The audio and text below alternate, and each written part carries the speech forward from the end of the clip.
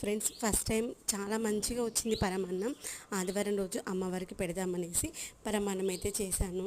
దానికోసం ఏంటంటే అన్నాన్ని మనం రెగ్యులర్గా తీసుకునే వాటర్ క్వాంటిటీ కంటే కొంచెం ఎక్కువ తీసుకొని అన్నాన్ని ఉడికించుకోవాలి. అన్నం ఉడికిన తర్వాత దాంట్లో మనము రైస్ ఎంత తీసుకున్నామో దానికంటే కొంచెం తక్కువ క్వాంటిటీలో బెల్లం సన్నగా కట్ చేసుకుని దాన్ని కూడా వేసి, బెల్లం కొంచెం కరుగుతూ ఉన్నప్పుడు పాలు కూడా పోసి మూత పెట్టేసి ఒక 2-3 నిమిషాలు ఉంచుకోవాలి. తర్వాత అప్పటికప్పుడు దంచుకునేటువంటి ఇలాచీ వేసుకోవాలి. మస్తు వచ్చింది ప్రసాదం అయితే.